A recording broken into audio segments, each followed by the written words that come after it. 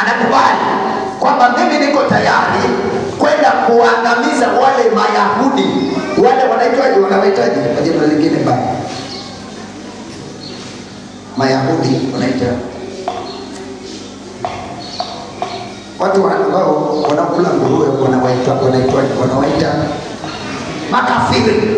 Nani yuko tayari kwenda katikati ya wale makafiri Mayahudi ajiue? Maana amefundishwa kujiua kwake ni kwenda wapi?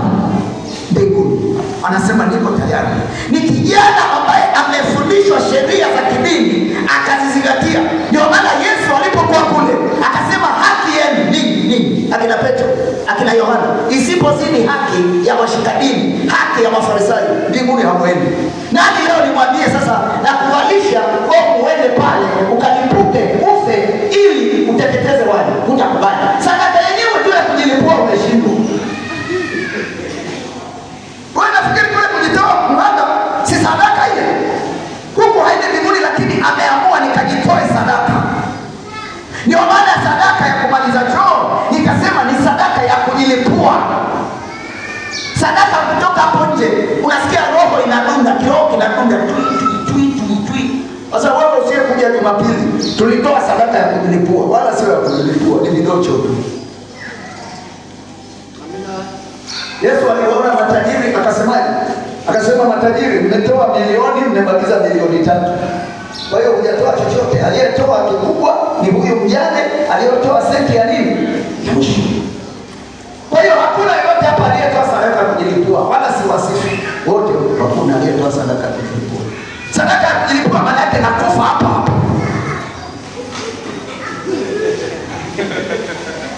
Nichekeni tumenafundisha ni roho anaye sadaka ya kujilipua, unajitoa na unakufa hapo hapo. Nani aliyetoa sadaka ya kujilipua? Tumetoa ni kilaki, sijui laki 2, hata milioni wenyewe hakuna mtu aliyetoa. Nani aliyetoa milioni? Hata mimi mwenyewe. Lakini ngaa kidogo ufike kwenye eneo ambalo tangu ulipookoka hujawahi kutoa sadaka, ndio maana naita sadaka ya kujilipua. Yaani tangu uokoke, tangu kukutana na Yesu hujawahi kutoa sadaka hiyo. Itoe sasa tukamalize hiyo. Tukasema hivi, ngoja kuonyesha. Yaani hakuna njia ya kufukuza umaskini, ndio ni njia ya kutoa. Hata unene kwa lugha zote limo sijui za malaika na za wanadamu na za mbinguni, hakuna kuondoka umaskini. Umaskini unaondolewa kwa kutoa. Kwa kutoa. Ngoja kuonyesha kitu. Tukasoma kile kitabu cha Nyakati wa kwanza mstari ule tulisoma mstari gani? Tulisoma mstari ule wa samahani, upepo umepeperusha hapa na nimeenda mahali ambapo sipo. Hebu soma Nyakati 29 mstari wa, tulisoma huku mingi lakini leo hebu soma kama unaweza kusoma haraka juu ya Israeli waliohamasishwa kumtolea Mungu wakajilipua kwa sadaka ambayo ilimsababisha hata Daudi akachanganyikiwa. 29:15 mpaka 19. 29 mstari wa 15 mpaka 19. Kwani sisi tu wageni mbele zako na wasafiri, kama walivyokuwa baba zetu wote.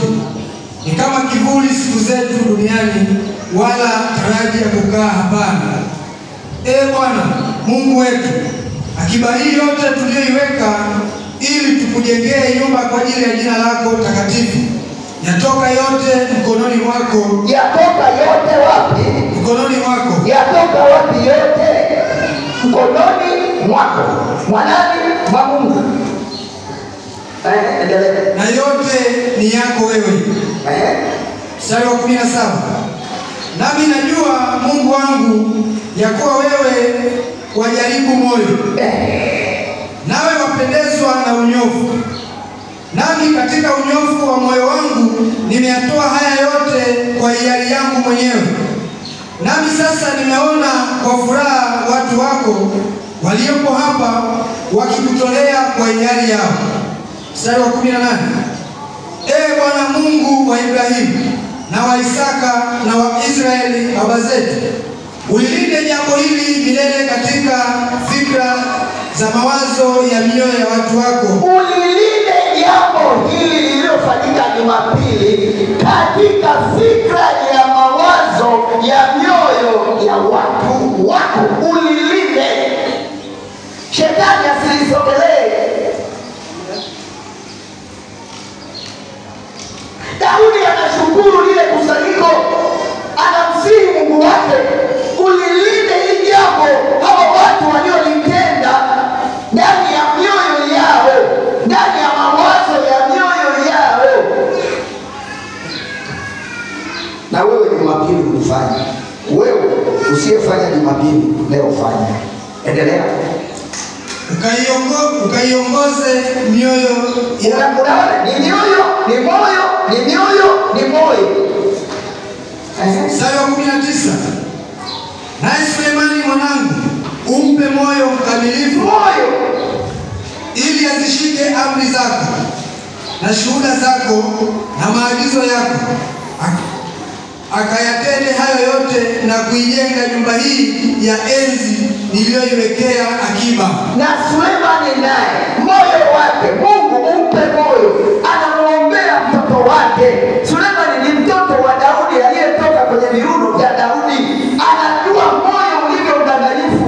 Ile Yeremia 17 mstari wa 9 anasema moyo ni mdanganyifu kuliko vitu vyote. Hatima unayoishi, unaishi kulingana na moyo wako ulivyo. Maisha unayoishi, moyo ukibadilika na maisha yako ya kimwili yatabadilika. Wewe ulikuwa unafundisha habari ya roho na mwili. Mahali penye roho ndipo moyo ulipo. Unakuta kwenye roho, moyo, roho, moyo. Nikasema moyo sio ule nyama, ile nyama tunasema ngatie moyo, sio hiyo. Moyo ni roho. Maana ni kitu kisichoshikika. Sasa moyo wako ukibadilika, ukiroho wako ukibadilika katika kujua Mungu, ninakuhakikishia hakuna mtu aliyekuwa choka mbaya kwenye maisha ya wanadamu kama mimi. Yaani kuna watu waliokuwa choka mbaya, mimi nakwambia Mungu ni cha mtoto. Lakini maisha anayeyabadilisha ni Mungu. Hawa Waisraeli, ulisikia Mwisraeli anakopa, wewe unainuliwa, wewe Marekani, wewe peleka hela, inakwenda inanyonya mafuta kule kwa Saddam Hussein, akinyonya mafuta kule kwa Gaddafi, kule panaitwaje kule Libya, akinyonya mafuta, yale mafuta anamgelia nani? Anamgelia Mwisraeli. Mwisraeli tule wote, Mwisraeli tule wote. Na wewe ukijua kumtolea Mungu kama walivyotoa kwa furaha, huyu akipata huyu, na yeye anaambiwa mpelekee Mungu, mpelekee Mungu. Umenielewa ninachokisema? Utapelekaje? Mungu ndiye anayejua. Israeli wataishi maisha gani? Israeli kale katika nchi, ukikasoma kwenye jiografia, ni kakame, ni kajangwa, lakini Mungu amekabariki. Mimi nilisikia mtu mmoja, tulikuwa naye kwenye maombi, ilikuwa maombi ya kujitoa ya siku 3, tulienda kule Bongo. Kwa mtumishi mmoja alikuwa anaitwa Chua, alioa mzungu. Sasa mama mmoja tukawa naye akasema, Mbwango, mimi nimefika Israeli, ile nchi imebadilishwa na Mungu. Asema hoho, ile pilipili hoho, wangapi wanajua? Wengine hata hoho hawanijui. Wangapi wanajua pilipili hoho? Anasema ni kubwa utafikiri boga, lakini ni mahali ambapo palikuwa ni jangwa. Mungu kwa njia ya utoaji wa wale watu amebadilisha ile ardhi. Ni ardhi yenye rutuba kupita ardhi zote. Na mimi natamka kwa jina la Yesu, kama haya utayazingatia, maisha yako yatastawi, maisha yako utainuliwa, watu watakaoinuliwa juu yako, na kujui watatoka upande gani. Wala sio kwamba Israeli inamtetemekea Marekani, bali Marekani ndiye anamtetemekea Israeli, maana ni taifa lililojiunganisha na Mungu. Kwa njia gani? Ya moyo wa kutoa. Moyo wa kutoa. Maana Mungu hapo kwenye andiko, maana Mungu unaijaribu moyo.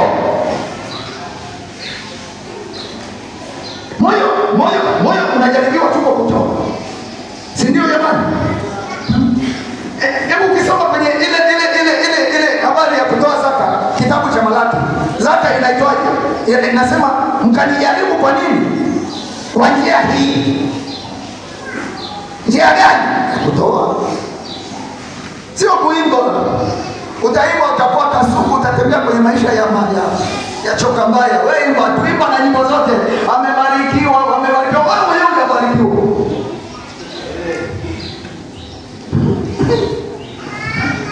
Wewe unasukumia baraka kwa wengine. Ingia kwenye utendaji mwanangu, nipe moyo wako ili upendezwe na njia zangu. Upendezwe na maagizo yangu. Sema amen. Mimi ninajua kuna watu fulani wako hapa ndani, sitawataja. Kwani sina cheki kitabu. Alianza kumtolea Mungu fungu la 10,000. Maana yake kwa wiki amepata ngapi? 20,000. Naenda nao. Sasa hivi naona kile kitabu anamtolea Mungu nini fungu la 10,012. Sijaona mahali alipoporomoka. Ninafuatana nao kweli. Sijaona mahali aliposhuka. Bali kila inapokwenda ikaja katikati, ikaja 4,000, ikaja 5,000. Moyo wa nini? Wa furaha. Unaweza ukatoa lakini utoe kwa moyo wa furaha. Ni kwa sababu nimeambiwa. Ni kwa sababu mwako Jumapili atafundisha madhara ya kutokutoa fungu la 10, madhara ya kutokutolea Mungu. Ngoja na mimi niweke kitu chochote nitakachoweka hapo kwenye maisha ya 10, akisema wanao na sadaka ya fungu la 10 na mimi nisimame. Lakini moyo ndio unajua. Wana unafikiri Waisraeli walikuwa hawatoi kipindi cha Malaki? Walikuwa wanatoa. Ndio maana naambia nitoleeni zaka hiyo nini? Kamili. Maana walikuwa wanatoa lakini moyo ulikuwa unamega. Kama Anania na Safira walimega basi walitoa. Lakini shida hawakutoa, moyo uliwadanganya. Wakafikiri Petro haoni. Petro anasema kwa nini Anania? Shetani ameujaza moyo wako. Kumdanganya nani? Roho Mtakatifu. Shetani yeye ni kumjaza, anajaza ubaya. Ili uende kinyume na nani? Na Roho Mtakatifu. Haleluya. Sasa hapo twende tena, utasema agano la kale hilo. Mchungaji, agano la kale bwana lilikuwa ndio la utoaji. Twende agano jipya.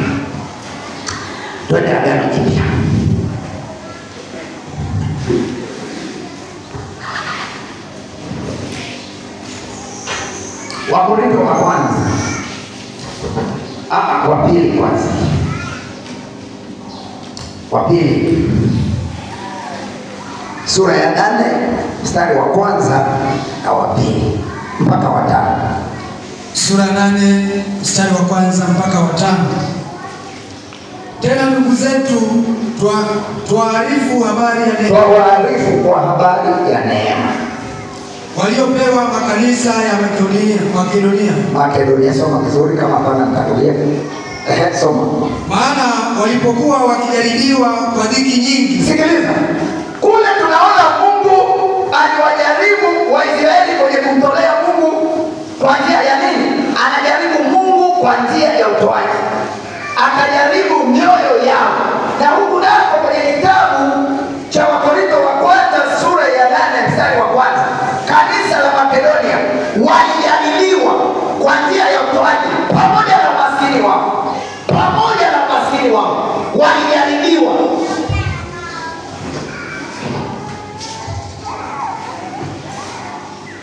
Hebu rudia kwa mstari. Maana nataka niunganishe na kwepo nyakati kwa kwanza. Mstari wa 2. Maana walipokuwa wakijaribiwa kwa dhiki nyingi. Wako kwenye dhiki nyingi. Wako kwenye umaskini. Wako kwenye njaa. Lakini Mungu anawajaribu kwa njia hiyo ya dhiki. Kwa njia gani? Ya kumtolea. Endelea. Wingi wa furaha yao na umaskini wao uliokuwa mwingi ulioongezea utajiri wa ukarimu wao. Kwa ukarimu maana yake ni kutoa, kukirimu watu. Tunaambiwa Dorcas alikuwa ni mkirimu katika kile Matendo 10. Maandiko yanasema alikuwa akikirimu watumishi. Alipokufa na wajane wakalia, Petro akaambiwa nenda kaitoe ile maiti kule kwenye jeneza. Nenda kaitoe ile maiti. Kumbe ni kwa njia ya utoaji, na wewe unaweza ukatolewa mahali pengine ukawekwa mahali pengine. Maiti ikatoka. Walipokuwa wakijaribiwa katika dhiki yao, katika umaskini wao, waliugeuza ule umaskini wao kwa njia ya utoaji, kwa njia ya utoaji. Ndio pia msomambia acha kwa na moyo wa iwe. Walipokuwa wakijaribiwa makanisa ya Makedonia, kanisa la PHM uzima, najivunia nini? Hebu jipigieni makofi. Sitasema sana, maana wengine wanapokotwa na wengine, lakini mjema ukimsifu sana, nini kinachotokea? Mjema ukimsifu sana, nini?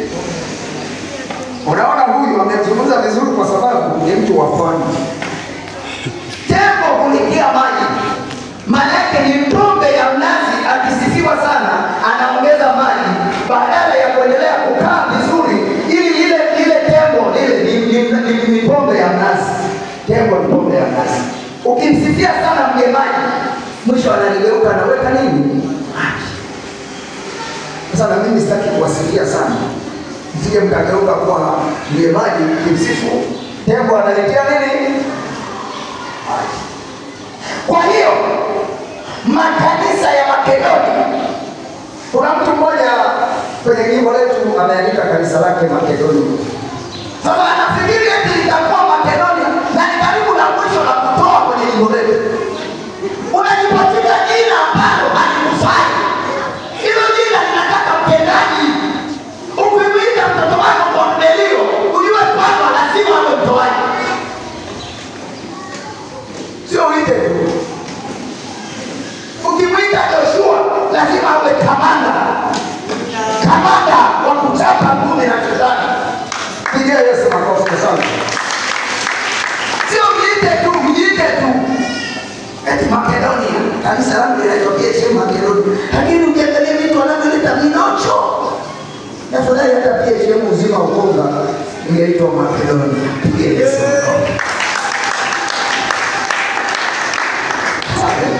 Wengine hawapigi makofi maana mioyo yao sio mioyo ya kupiga makofi. Unajua kuna moyo wa kumshangilia Bwana na moyo usio wa kumshangilia Bwana. Sasa naomba nibadilishe moyo wako.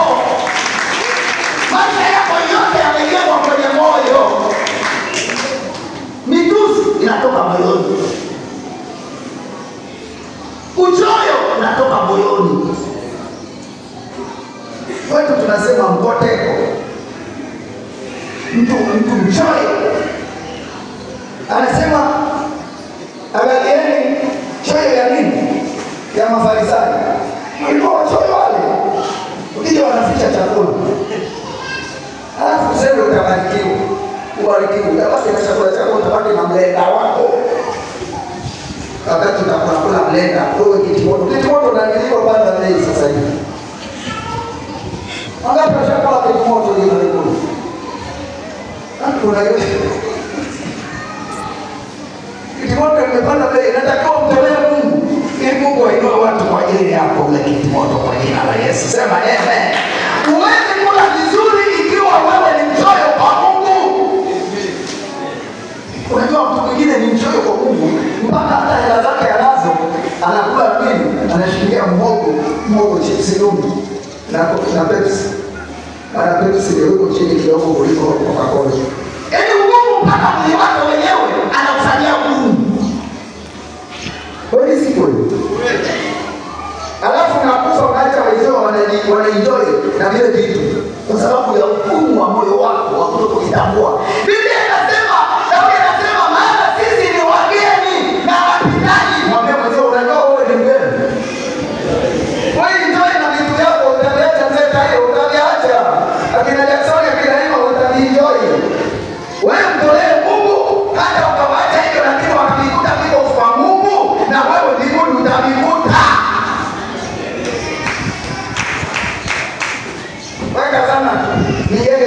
mimi nakaenda hiyo wacha nitolee.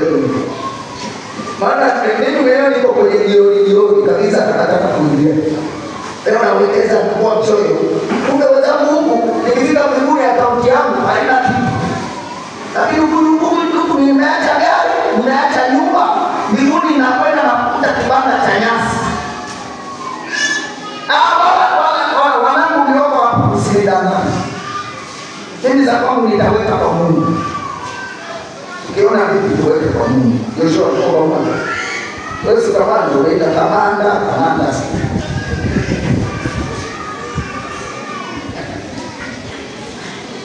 Na kuhakikisha ukitaka kubadili umaskini hiyo kuolea Mungu. Na kuhakikisha kama Mungu atakubariki njoo ndio viongozi wa Mungu.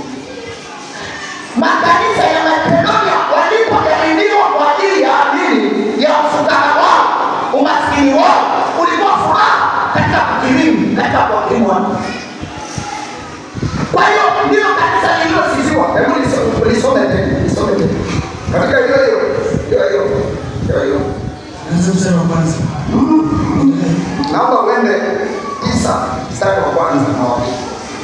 Hiyo sura ya 9 mstari wa kwanza na wa pili.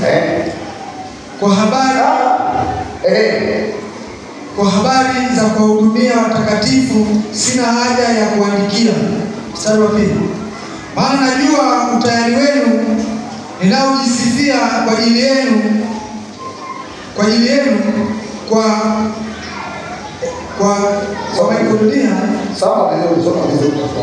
Maana najua utayari wenu ninaojisifia kwa ajili yenu kwa Makedonia, kwamba Akaya ilikuwa tayari tangu mwaka mzima, na bidii yenu imewatia moyo wengi wenu. Na bidii yenu makanisa ya Makedonia, kanisa la PTM mzima Ukonga liliwatia makanisa mengi ya PTM moyo wa kumtolea Bwana.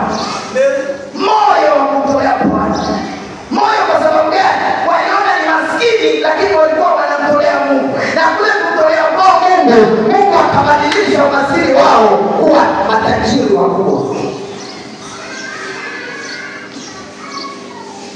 Makedonia. Sema Makedonia.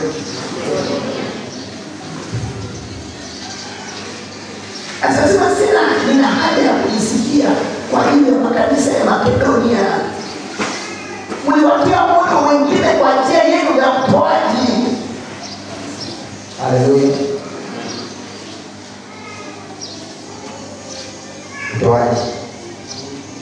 Utoaji. Ili nikuulize hivi. Ili ushawahi kutafakari kwamba, naomba nisikilize sasa, tusome Biblia na shule. Hivyo ulivyo maisha yako yaliyoshindikana. Chilumule anasema kama ni polisi tumekaa polisi sana. Kama ni viboko tumechapa viboko sana. Havikuweza kutubadilisha. Lakini aliyefanya maisha yako yawe ya mabadiliko ni mtu aliyetoa maisha yako. Yakawa sadaka ili wewe uwe hivi. Ili mimi niwe hivi. Pasipo utoaji hakuna mabadiliko.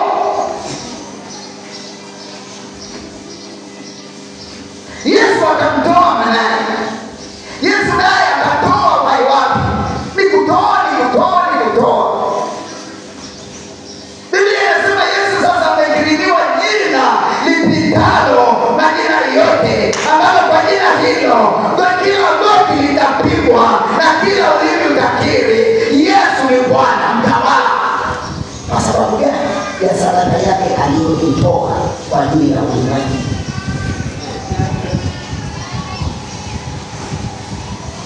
Sema amini. Hakuna watu wanaoteseka kama Waarabu. Waarabu ni wachoyo. Ndio wala mafuta yao yanachukuliwa na watu watoaji. Marekani ndio inasaidia ulimwengu. Umesikia kizi akisema mtakata nini?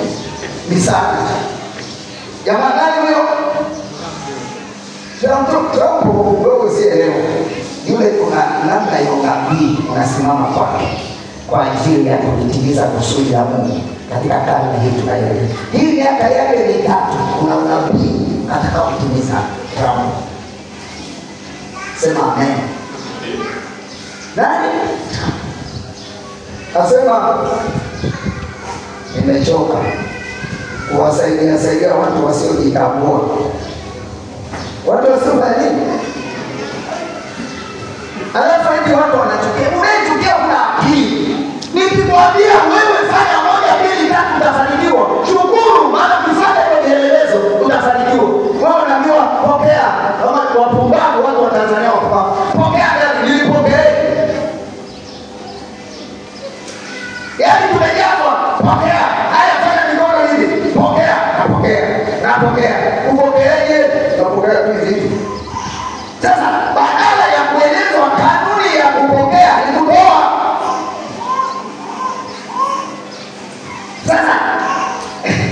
Sasa Trump amesema hivi, nakata misaka Afrika.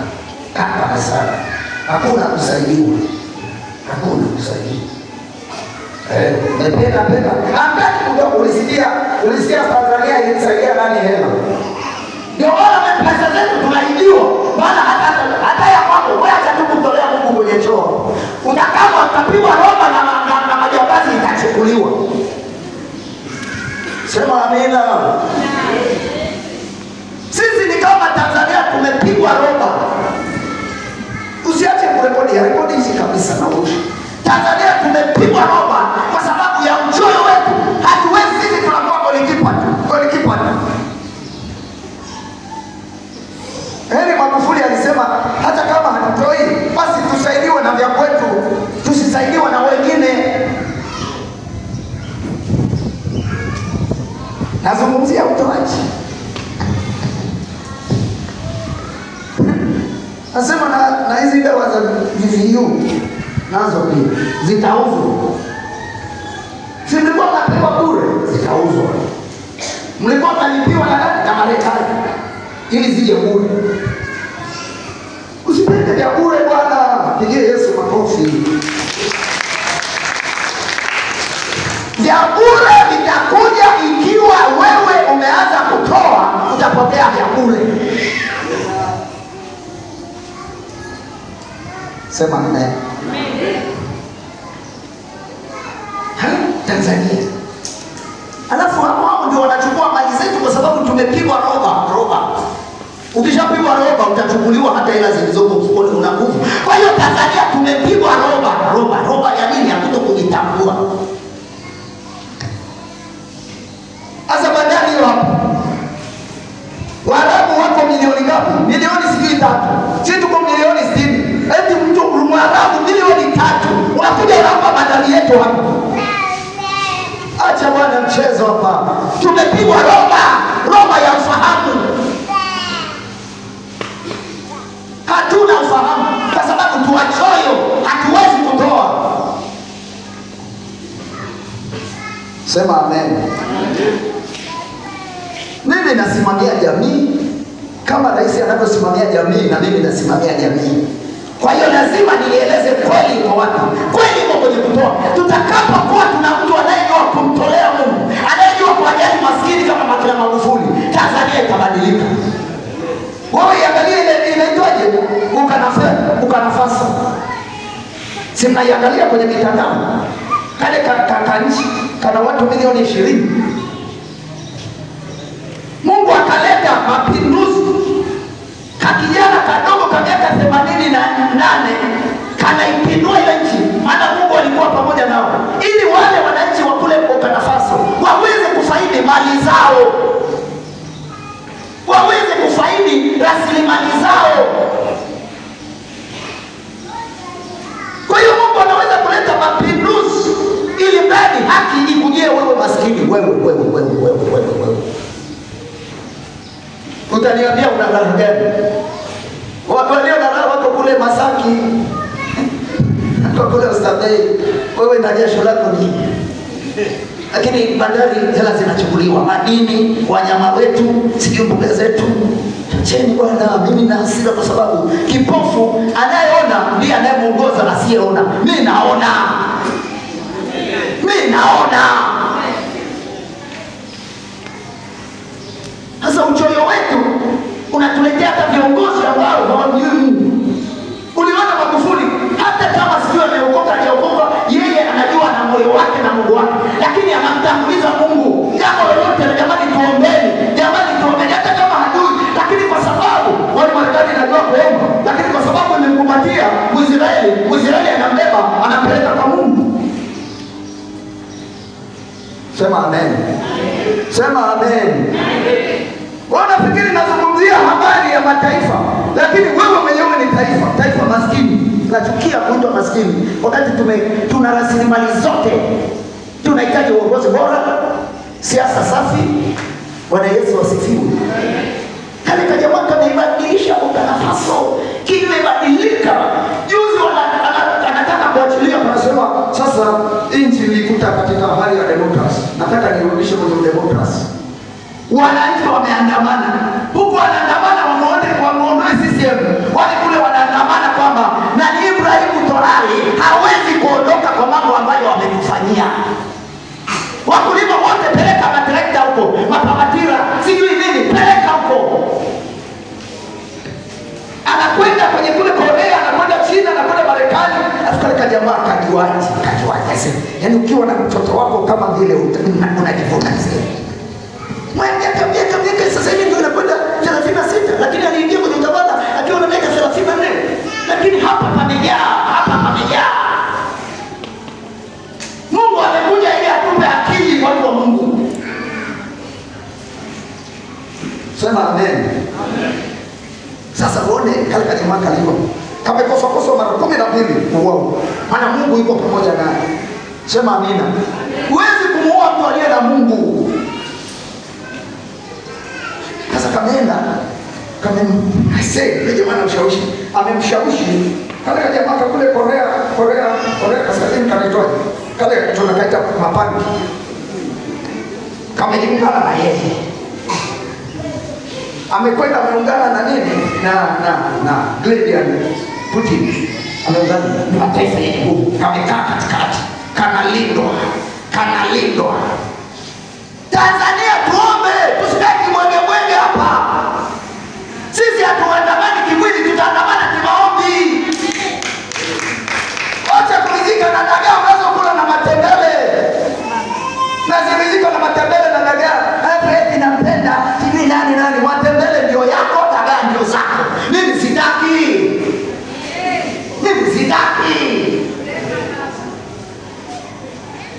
Sitaki Russia kwenye mtandao. Sitaki. Naitwa Dickson Safari wangu. Sitaki, nina akili kuliko wakufunzi wangu. Na kanisa hili naomba liwe mfano kwenye jimbo la Mashariki. Maana inatakiwa hivyo kuhani, hivyo na watu wake wawe hivyo. Sema amina. Kama uchapie Yesu makofi ambaye ndiye Kristo.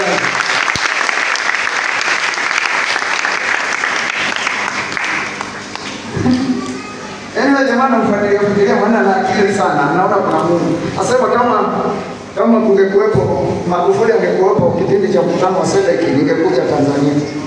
Lakini kwa sababu mwenye akili hayupo, siji.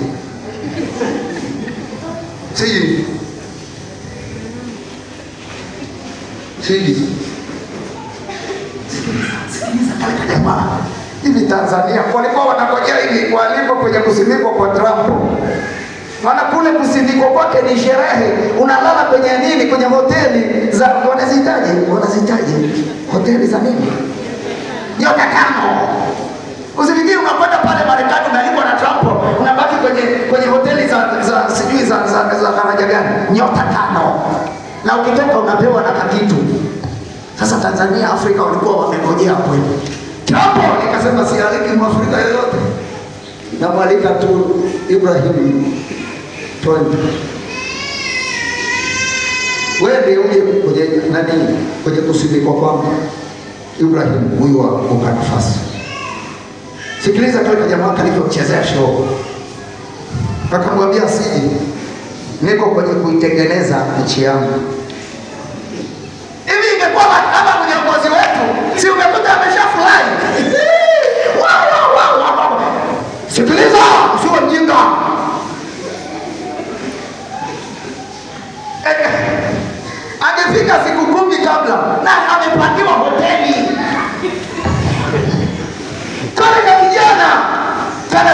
siji, nina mipango ya kuitengeneza nchi yangu. Sina mipango ya kuruka nje, sina mipango ya kuenjoy wakati wananchi wangu wanakufa njaa. Na mimi sina mpango wa kuenjoy wakati kanisa langu halijakaa vizuri, watu wangu hawajakaa vizuri. Sema amen. Haya saa zingine hayatakiwi kusema, lakini mtu jasiri anasema na tutasema mpaka kutoka kwenye hii laana ya maskini. Sema amen. Na Mungu ashughulike na watu wanaokufanya tuwe maskini. Juzi wanandamana wanasema, yaani Ibrahimu hatoki. Sasa mimi nilipindua nchi na nitaka tu niwaletee haki zenu. Sasa naondoka, fanyeni demokrasia yenu, mchagua yoyote, mchague pumba, mchague bwege, mchague chizi, chague. Wanasema asisi hatutaki, wewe utoke. Ufike mahali waletee watu wako kitu kizuri. Hata kama Yesu anakuondoa wanalia. Ulisikia wanamlilia nani zaidi ya Magufuli? Hao wengine wote wapigaji tu bwana, wapigaji. Wote waliopita wapigaji. Waliopita wote wapigaji. Sema amina. Mtu ambaye anasema niko tayari ile mhogo, lakini wananchi wangu watoke. Huyo ndiye mzalendo. Sasa sisi tukazane kutoa kwa Mungu, tukazane kushika kanuni na sheria za Mungu, ndio zitatutoa na kuhakikishia zitatutoa. Hebu tumalize. Sina muda wa kwenda baba. Wakabadilisha umaskini wao kwa njia ya kunini, ya kukirimu watu. Wewe kuwa mchoyo tu. Wewe hata kumnunulia mtu Coca-Cola huwezi. Mnaniangalia hata Coca-Cola tu. Angalia mwaka mzima umemnunulia nani Coca-Cola? Jiulize kwenye moyo wako. Acha nikae hata Yesu amekaa chini. Alipomaliza kusoma chuo cha Nabii Isaya akakaa. Angalia. Yaani njia ya kupokea ni kutoa. Ngoja nikuonyeshe kitu. Kwenye kutoa kuna kelele kubwa mno. Soma kitabu cha Zaburi. Twende na hilo tu. Imeandika hivi. Ngoja kwanza soma. Unachopanda ndicho unachovuna. Huwezi kuvuna isipokuwa umepanda. Kwa hiyo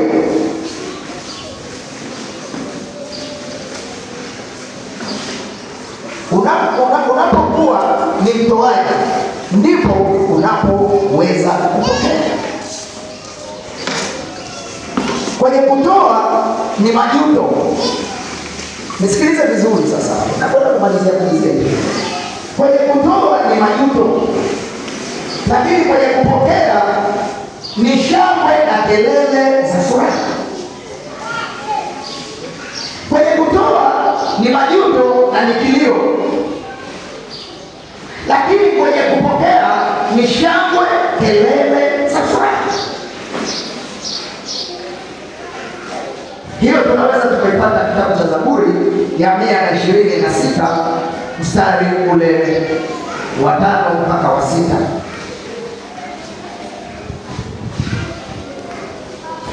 Zaburi sura ya 126 mstari wa 5 mpaka wa 6. Wapandao kwa machozi watavuna kwa kelele za furaha. Mstari wa 6. Ingawa mtu anakwenda zake akilia, azichukuapo mbegu za kupanda, hakika atarudi kwa kelele za furaha aichukuapo miganda yake. Wapandao kwa machozi.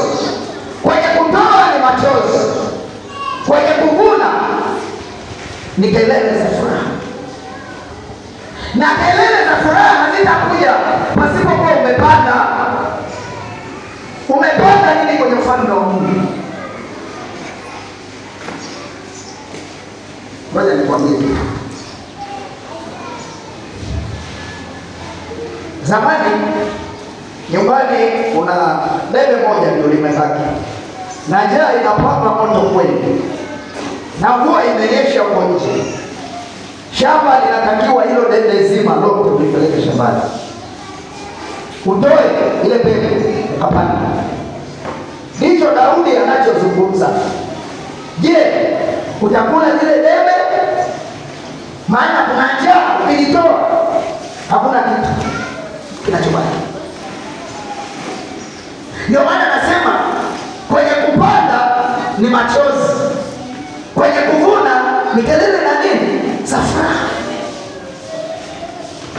Ukila lile debe kama una watoto Mungu halitamaliza wiki. Halitamaliza wiki. Na Mungu atainua watu kwa ajili ya hiyo wiki, ya hizo siku. Wala hutapata shida. Maana tayari umetimiza agizo la Yesu, heri kutoa. Toa ile mbegu peleka shambani. Ukivuna, mvua ikiwa imenyesha vizuri, utavuna magunia. Mwambie mzee, umeelewa hapo? Mwambie au umeelewa muda.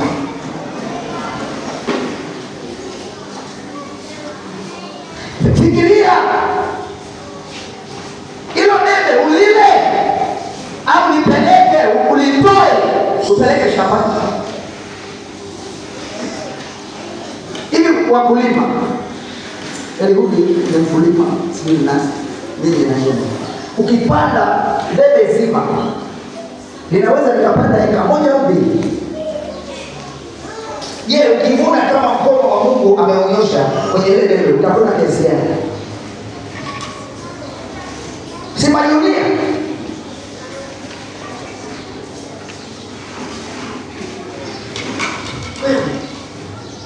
Unanunua kiatu cha shilingi 20,000, lakini hata siku moja unaweka kwenye sadaka. Tafungu kakumi unajitahidi, lakini kwenye sadaka ya hiari kwa wapi? Maana Yesu alifika kwenye kitabu cha sadaka. Sadaka ndio.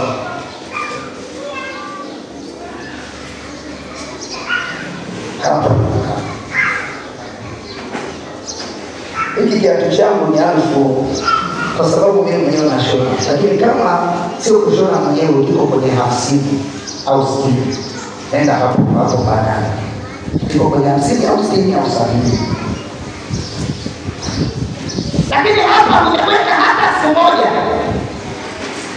shilingi 10,000, yani ukitoa 10,000 kinaona dola. Presha inapanda, presha inashuka. Anahisi Mungu kampiga roba.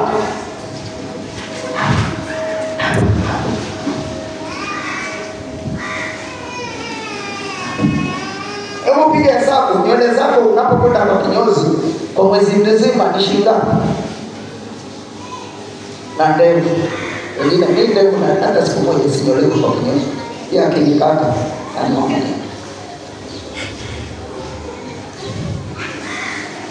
Sabuni unaofulia nguo kwa mwezi. Hebu chukua. Maana wewe ndio umevaa inaofanana. Ndio. Sawa. Unaona hicho kiatu? Kiko vizuri au kiko vizuri? Wote mnaona? Je, aliko mechi hapa yuko vizuri au yuko vizuri? Inatakiwa hivi alivyo na moyo wake wa kutoa uwe cheupe, cheusi, asema unamejua kumix. Pigie Yesu makofi. Unaniigaia nini? Hawezi zungumzia urefu, maana urefu ni juu yako, ni wakati wa Mungu. Mimi nazungumza urefu, ufupi, kwamba je, Mungu, hata mimi ningevaa hiyo kwa ningependeza. Kitambi ndiko unajinyima sana, unaonekana. Sio kwamba tunalo vitambi vinavyotaota, sio kwamba tunajinyima. Ni Mungu sasa anavisogeza tu. Mimi nilikuwa nazungumzia usafi alio nao huyu. Jamani, si mzuri?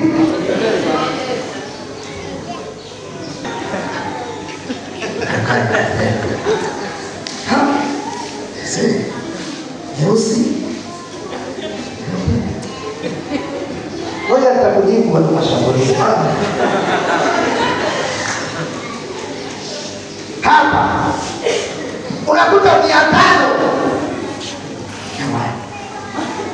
Yaani hakuna vocha chini ya 500. Kwa hiyo Mungu tumeweka kwenye namba ya mwisho. Wapendwa, namba ya mwisho. Ukikuta Ezekiel anabarikiwa usione wewe. Kuna sababu ya Mungu kumbariki.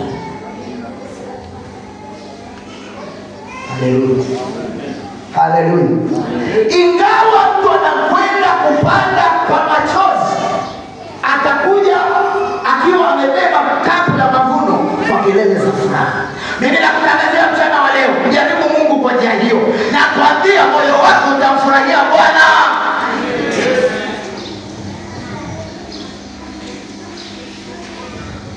Nafikiri kwamba kutolea Mungu hafurahi na moyo wako haukufurahi.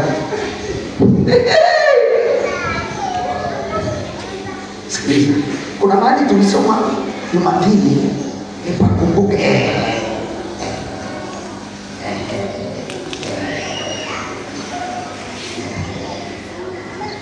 Sadaka za watu hizi sifikiri na nazitolea mfano. Hebu soma ile turudi kwenye Wakorintho. Turudi kwenye ile Wakorintho.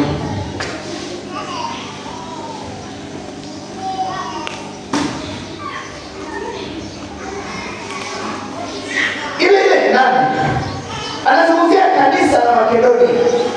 Soma 12 mstari wa 12 tu. Wakorintho wa pili sura 12 mstari wa 12. Kweli ishara za mtume zilitendwa. Wakorintho wa pili sura ile ya 8 mstari wa 12.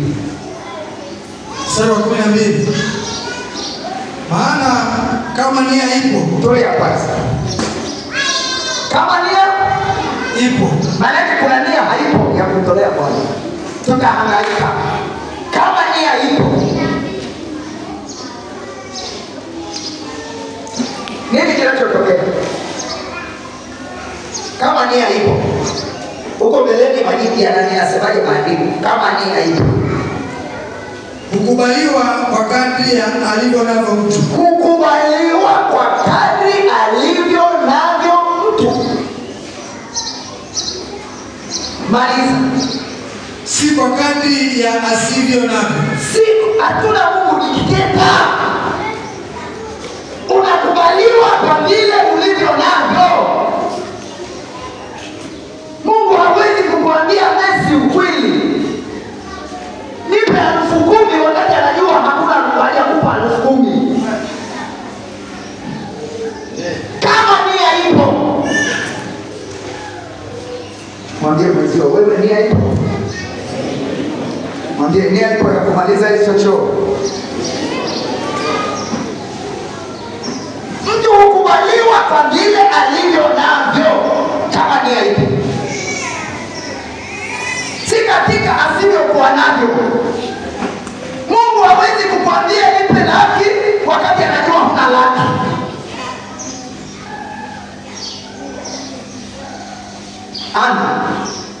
Si neno la Mungu hili?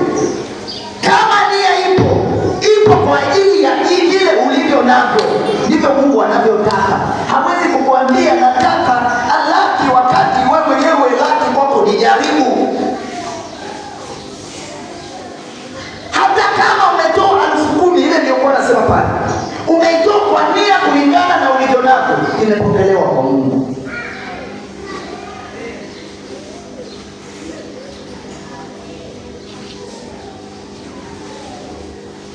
Si katika vile usivyo navyo, katika vile ulivyo navyo. Kwa hiyo mtu mmoja mwenye anafundisha eti maskini hatakiwa atoe. Akasema huyu mtu hilo kanisa lake sijui lipoje. Mungu amsaidie tusijue ile kanisa lake. Maanake umaskini tunaubadilisha kwa njia ya kumtolea Mungu.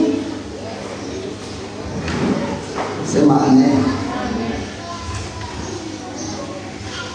Nisije kakaa sana shokuto unahamisha kitu, nasema mchungaji amefeta mpenda kukaa mahali nilipo, ngoja niondoke. Kila saa ni point hapa.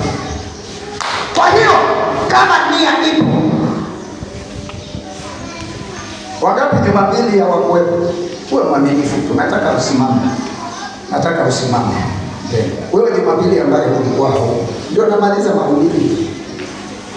Ilikuwa somo lililopatana na utendaji. Wewe ambaye Jumapili